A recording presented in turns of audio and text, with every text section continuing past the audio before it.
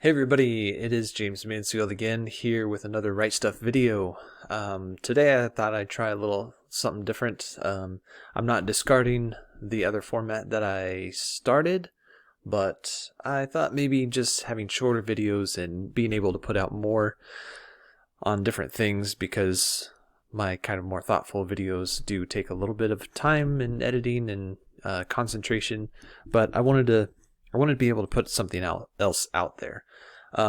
So today, as you can see, I am going to do a reaction video, or not reaction, I guess answer video to social media questions. Now, I'm not going to reveal who posted these or where, but I mean, I guess you can kind of tell that it's probably Facebook, but I'm not going to reveal anything else because, to keep everybody's privacy and everything. So, but I'm going to go through some questions about writing. Maybe probably just one per video for now, but maybe we'll expand it and have several questions in a rapid fire or something like that eventually.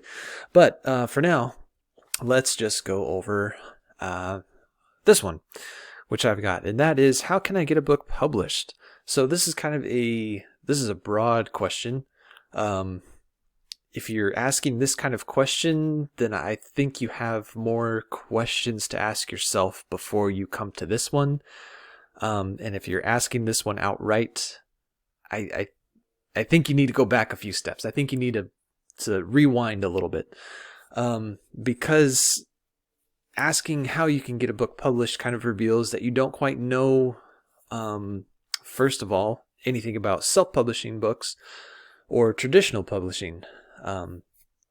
And that's okay. It's not bad that the person that posted this doesn't know, but there are definitely some things that need to be answered before this. But I won't go into that right now. But how can I get a book published? So the kind of the short answer, I guess, is what I'm going to shoot for, and that is, obviously you have to write the book first. You have to write a book, and if you're going the traditional route, there's some levels of quality that you have to meet. That is just kind of the plain and simple truth of it. You're going to have it polished. You're going to have it fit within a definable genre for the most part. Not always, but for the most part. And you're going to have some experience.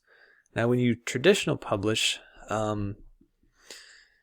having a history or background in what you're writing about, or just writing in general, is going to help you a lot, because agents will look for that kind of thing.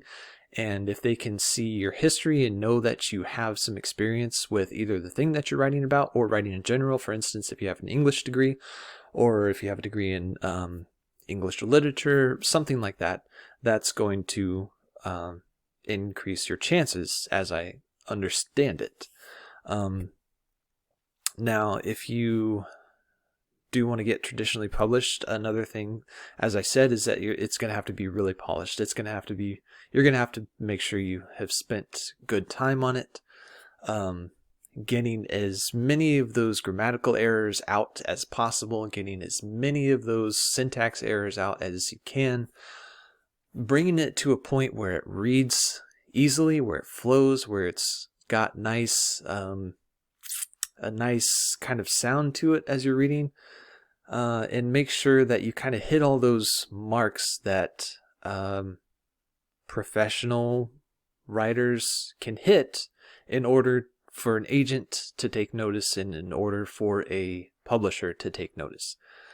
And generally, this is kind of one of those things where I've heard that if you try to write your first book and try to sell your first book, that's where you're going to run into some trouble, because it generally takes a couple novels to kind of really, and it depends on the person, right? But it generally takes a couple times of trying before you actually get to the point where you're a good enough writer that you're going to be able to hit that quality bar.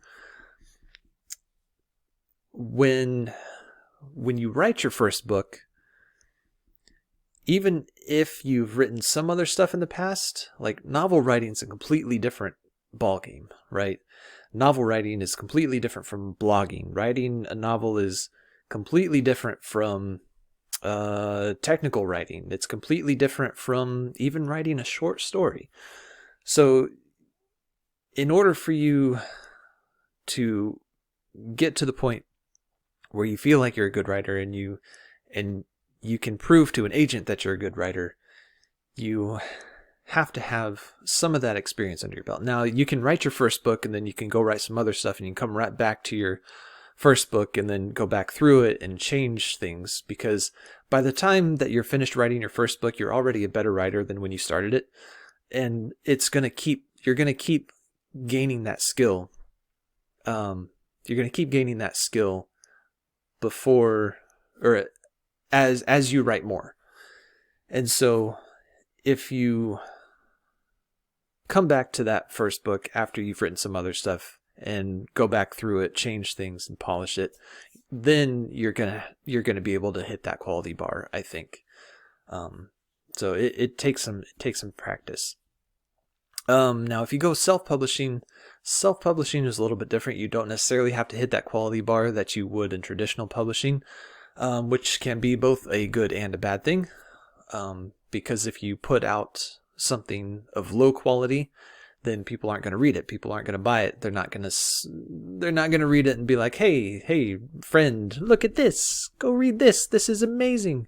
Right? You're going to have to, if it's bad, then people are going to be like, oh, that was gross. And then they're going to leave you a bad review and they're not going to tell their friends. And you'll be sad. But, again, indie authors, there is a space for indie authors and in the self-publishing market. But if you go that route, you don't have to have that high quality bar, but you are kind of in charge of a lot more things. You're in charge of getting it kind of professionally edited if you can, and that's part of hitting that quality bar.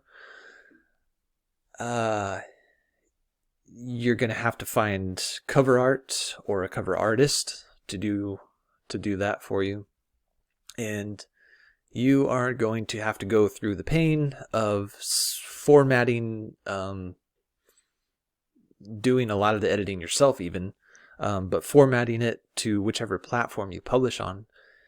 And that can be a pain. I've done that, and it takes some work. It takes some kind of meticulous steps in order to get it to the point where it's going to be ready for consumption by the public.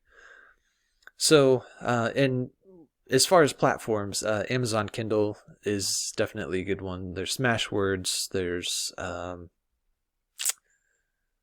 there's a few other ones that I can't think of right now for some reason, because who knows. But that is kind of where you're at. How do you get a book published? That's, like I said, that's a broad question, and you kind of have to have a broad answer. But it's doable. It's definitely doable. But there's a lot that goes into it, especially if you're just starting out. If you're not, then you have a little bit of headway, a little bit to work with. But you still got your work cut out for you. So there it is. Thanks everybody, and until next time, keep writing.